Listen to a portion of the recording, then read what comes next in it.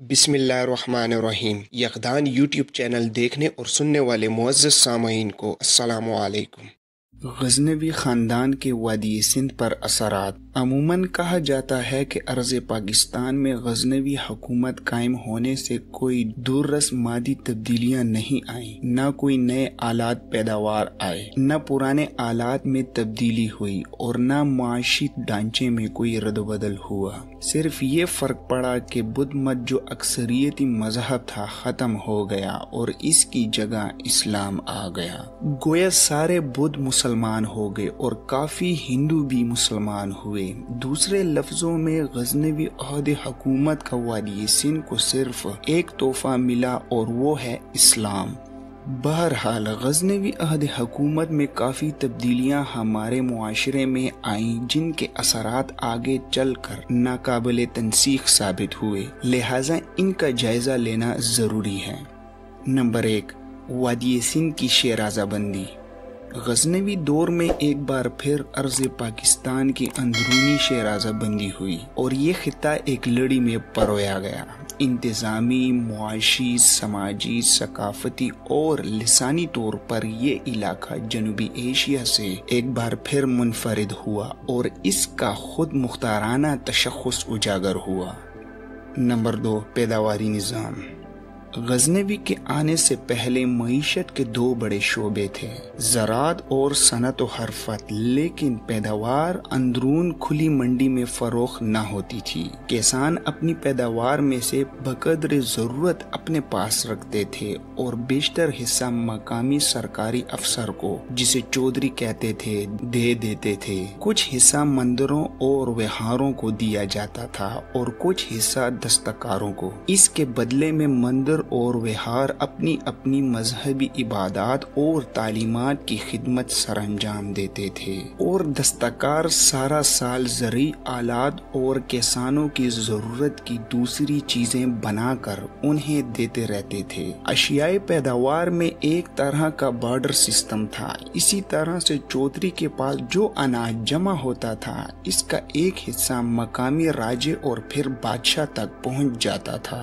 इसी तरह से चौधरी के पास जो अनाज जमा होता था, इसका एक हिस्सा मकामी राजे और फिर बादशाह तक पहुंच जाता था। ज़रूरी आमदन में से हुक्मरानों को ये हिस्सा देना बटाई कहलाता था। राजा के पास अपनी फौज भी होती थी। जब कभी जंग होती तो ये सब इलाकाई सरदार, ठाकर, जागीरदार अपने अपने राजे को फौज मुहैया करते थे, बल्कि अपनी अपनी फौज लेकर खुद जंग में शरीक होते थे। मुख्तलिफ राजाओं के दरमियान जंगें इन्हीं फसलों से हिस्सा वसूल करने की खातिर होती रहती थीं और ये सब तोसी पसंदी की जंगें थीं ताकि ज्यादा ज़रूरी जमीन और ज्यादा इलाके पर कब्जा करें, फिर ज्यादा से ज्यादा बटाई वसूल करें। यही वजह है कि राजा सल्तनत साजी की कोशिश करता रहता था।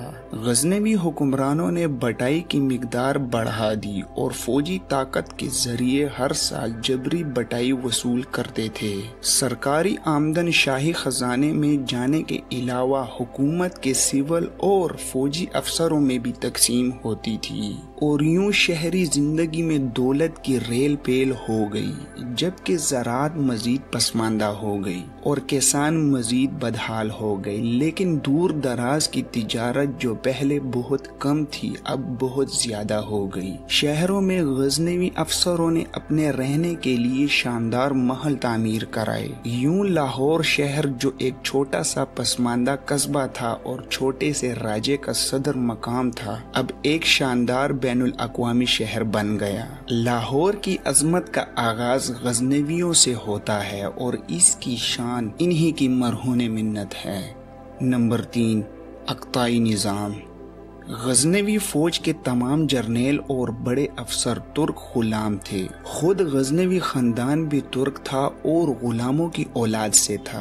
गज़नवी हुक्मरानों ने तमाम जर्नेलों को जमीनों के बड़े बड़े क़िताअत दे दिए। इस पॉलिसी को वो इक़्ताह कहते थे। इक़्ताह का लफ्जी मतलब है कांटा या टुकड़े करना और इससे मुराद थी क़ताए ज़मीन, ज़मीन का टुकड़ा, किसी को दे देना। जिसको क़ता दिया जाता جاتا تھا اسے اقتدار یا مقتاح کہتے تھے۔ اقتدار جرنیلوں کا فرض تھا کہ اپنے اقتدار کی خود حفاظت کریں، اس پر فصلیں کاشت کروائیں، اپنی فوج رکھیں، اپنی اور اپنی فوج کی معاشی ضرورتیں اسی اقتدار سے پوری کریں اور ہو سکے تو ارد گرد فتوحات کر کے اپنا علاقہ پھیلانے کی کوشش کریں۔ ان جرنیلوں اور ان کی فوجوں کو غزنوی خزانے سے کوئی تنخواہ نہیں ملتی تھی۔ ظاہر ہے کہ یہ جاگیردارانہ نظام تھا جو سابقہ ہندو شاہی جاگیردارانہ نظام سے زیادہ مختلف نہیں تھا، لیکن ان معنوں میں زیادہ منظم اور مربوط تھا کہ تمام اقتدار بادشاہ کے مقرر کردہ اور اس کے حکم کے تابع تھے اور انہیں دوسرے اقتداروں سے جنگ کرنے کی نہ کوئی ضرورت تھی اور نہ اجازت۔ نمبر 4، نئی اشرافیہ۔ پرانی ہندو اشرافیہ جو جاگیرداروں پر مشتمل تھی جنہیں ٹھاکر، شاہ اور شاہی رائے کہتے تھے، اس دور میں اقتدار سے خارج ہو گئی اور ان کی جگہ ترک افسروں پر مشتمل افسر شاہی کا ڈھانچہ بنایا گیا۔ یہ سارے ترک غلام تھے جو اب اقتدار بن گئے تھے۔ اگرچہ معاشی ڈھانچہ پرانا ہی رہا لیکن انتظامی ڈھانچہ زیادہ مستعد اور مؤثر ہو گیا۔ کہیں پرانے سردار اپنے عہدوں پر قائم رہے۔ اس اشرافیہ نے حزب نظم پر زیادہ زور دینا شروع کر دیا۔ حالانکہ ان کا اپنا حزب نظم غلامی کی تاریکی سے نکلا تھا، لیکن ان میں سے اکثر اپنا شجر نسب وسطی ایشیائی، ایران اور افغانستان کے قدیم بادشاہوں سے جا ملاتے تھے، جس کی وجہ سے نئی اشرافیہ کے لیے مغربی اور وسطی ایشیائی کا ہونا ضروری ہو گیا تھا، یا ضروری نہیں تھا تو کم از کم فخر کی بات تھی۔ نمبر 5، ترکوں کی سماجی علیحدگی پسندی۔ سلطان مسعود غزنوی نے وادی سندھ میں متعین ترک افسروں کو ہدایت کر رکھی تھی کہ وہ مقامی لوگوں سے سماجی طور پر الگ تھلگ رہیں، مقامی افسروں سے میل جول نہ رکھیں، نہ ان کے ساتھ مل کر چوگان پولو کھیلیں اور نہ شراب کی محفلوں میں ان کو شریک کریں، لیکن یہ حکم بھی تھا کہ ان کے جذبات مجروح نہ کریں اور انہیں حقیر سمجھنے کا رویہ بھی نہ اپنایا جائے۔ عورتوں کا پردہ۔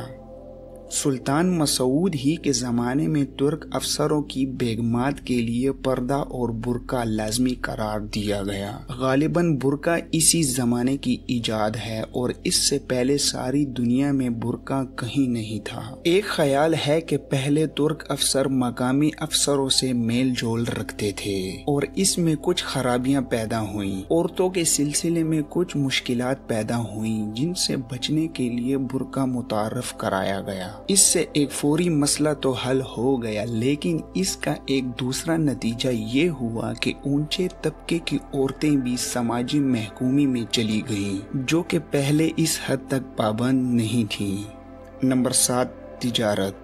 غزنوی دور میں لمبے فاصلے کی تجارت کافی پھیل گئی۔ اس زمانے میں تجارت کا اتنا زور تھا کہ برہمن بھی تجارت کرنے لگے تھے، مگر وہ خود سامنے آنے کی بجائے کسی تجارت پیشہ آدمی کے نام پر تجارت کرتے تھے، جبکہ خود پردے میں رہتے تھے۔ لیکن پرانے غلامانہ قبائلی نظام میں تجارت کی صرف ویشوں کو اجازت تھی، باقی ذاتوں کے لیے اس کی ممانعت تھی۔ البیرونی نے برہمنوں کے درپردہ تجارت میں حصہ لینے کا ذکر کیا ہے۔ نمبر 8، وادی سندھ غیر ملکی اشیاء کی منڈی۔ غزنویوں سے پہلے شاہی خاندان کے زیر اثر شہروں اور عام آبادیوں سے دور اونچے پہاڑی قلعوں میں رہنے والے جاگیردار بیشتر زرعی پیداوار دیہاتوں سے وصول کرتے تھے اور اس پیداوار کے بلبوتے پر وہ اپنے شاندار محل اور قلعے تعمیر کرتے تھے، لیکن صنعتی پیداوار دستکاریوں کی شکل میں اپنے اپنے علاقے کے اندر محدود تھی اور اس کی تجارت نہ ہوتی تھی۔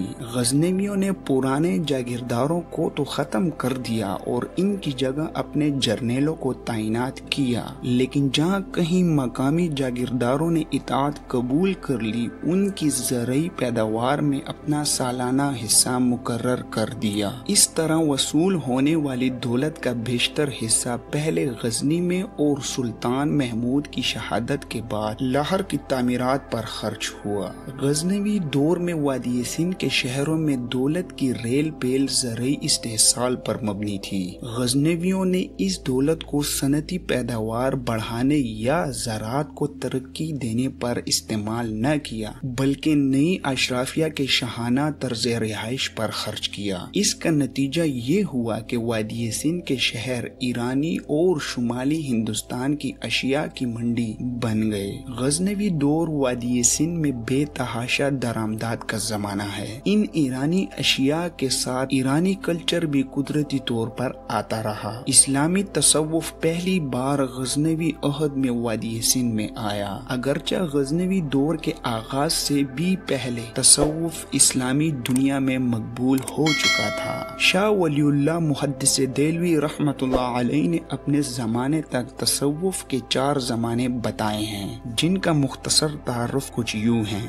پہلا زمانہ رسول پاک صلی اللہ علیہ وآلہ وسلم کی ہجرت کے 622 سے لے کر حضرت جنید بغدادی رحمۃ اللہ علیہ کی وفات 910 تک اس دور کے تصوف کی 3 نمایاں چیزیں ہیں۔ نمبر 1 نماز، نمبر 2 روزہ، نمبر 3 ذکر۔ ذکر سے مراد ذکر الہی ہے۔ اس دور کے صوفیاء میں حضرت بلال حبشی رحمۃ اللہ علیہ، حضرت سلمان فارسی رحمۃ اللہ علیہ، حضرت ابو عبیدہ، حضرت عمار بن یاسر، حضرت ابو ذر غفاری، حضرت اویس کرنی اور وہ مہاجرین مکہ شامل ہیں جو ہر وقت مسجد نبوی مدینہ میں قیام پذیر رہتے تھے۔ اس دور کی سب سے بڑی بحث علم کلام کی خلق قرآن کی بحث تھی، جس میں 2 بڑے فرقے بن گئے تھے، معتزلہ اور اشاعرہ۔ معتزلہ قرآن کو مخلوق بتاتے تھے اور اسلامی معباد الطبیعات سے انکار کرتے تھے۔ مثلا وہ قبر کے عذاب، یاجوج ماجوج، دجال، کرامن کاتبین، حوض کوثر، پل صراط، معراج نبوی صلی اللہ علیہ وآلہ وسلم اور المیثاق کو نہیں مانتے تھے، جبکہ اشاعرہ ان کا زبردست دفاع کیا۔ دوسرا زمانہ جنید بغدادی رحمۃ اللہ علیہ کی جوانی سن 880 سے لے کر تقریباً 1020 تک رہا۔ اس دور کے تصوف کی نمایاں خصوصیات میں مراقبہ، مکاشفہ، روحانی تجربات، سماع اور جامع دری ہیں۔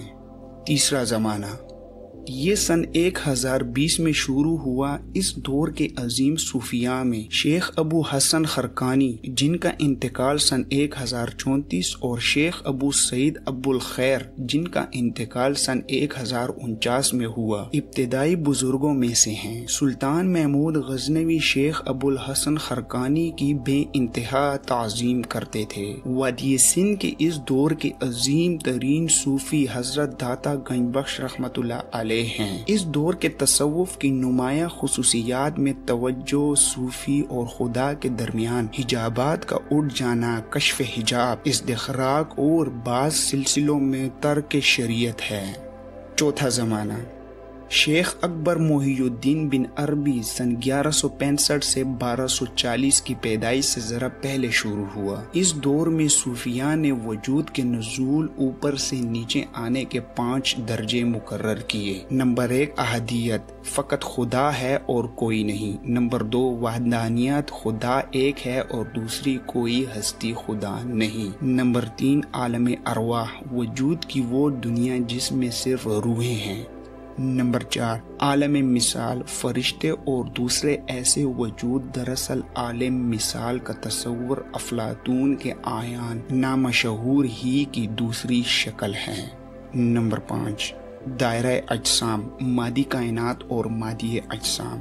دراصل یہ 5 وجود ایک ہی وجود کی یا اس کے نزول کی شکلیں ہیں۔ ارض پاکستان میں تصوف دوسرے زمانے سے آنا شروع ہوا، لیکن اس کا اصل آغاز تیسرے زمانے سے ہوتا ہے۔ حضرت داتا گنج بخش نے تصوف کے 12 سلسلوں کا ذکر کیا ہے، جن میں سے 10 پسندیدہ ہیں اور 2 مردود दाता साहब के पसंदीदा सिलसिलों में महासबिया, कसारी, तैफूरिया, नूरिया, सहेलिया, हकीमिया, हर्राजी, हफीफिया और सियारिया हैं। शाह वलीउल्लाह ने 14 मकातिब तसव्वुफ बताए हैं जो कि 13वीं सदी तक बन चुके थे। इनमें सबसे बड़े मकतब का नाम नक्शबंदिया था। इसके अलावा कादरिया, सोहरवर्दिया, कबरिया, कलंदरिया, शतारिया, चिश्तिया, नूर बख्शाविया मशहूर सिलसिले थे।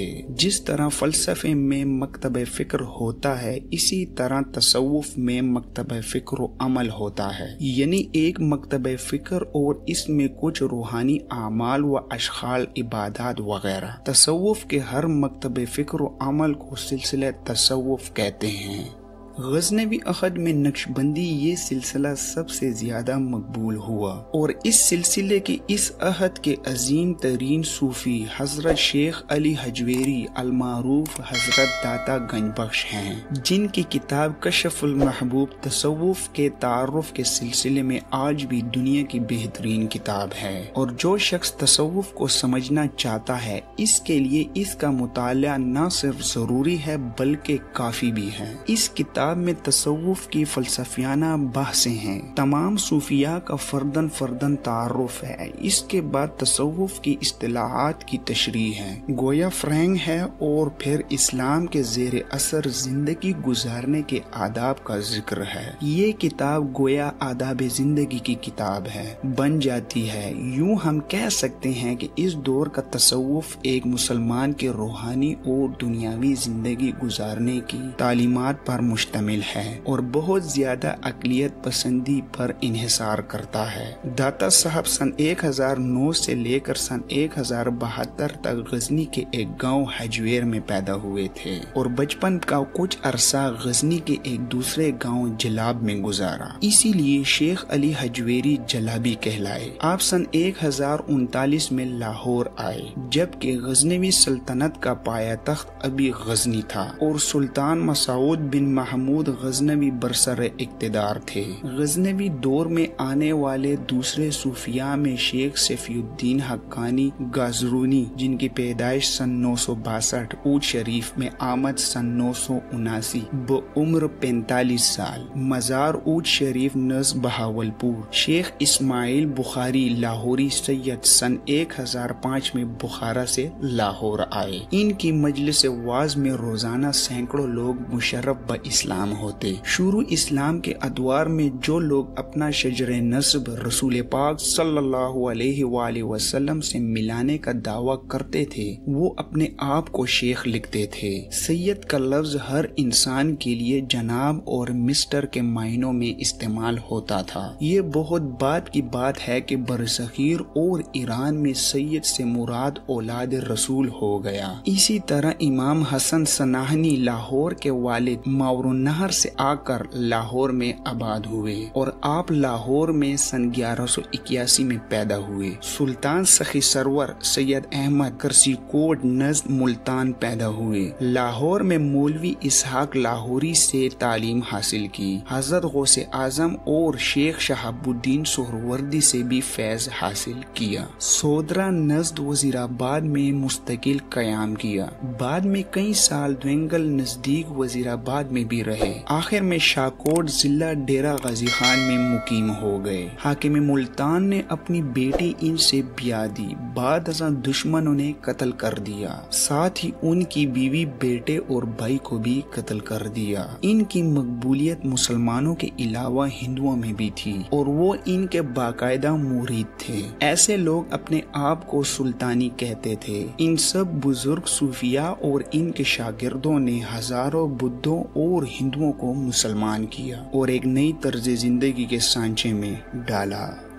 इस वीडियो में आज के लिए इतना ही। हमारे साथ जुड़े रहने के लिए वीडियो को लाइक करें, चैनल को सब्सक्राइब करें और घंटी के निशान को जरूर दबाएं। मिलते हैं अगली वीडियो में। अपना और अपने गिरदो नवाह के लोगों का बहुत सारा ख्याल रखिएगा। अल्लाह हाफिज।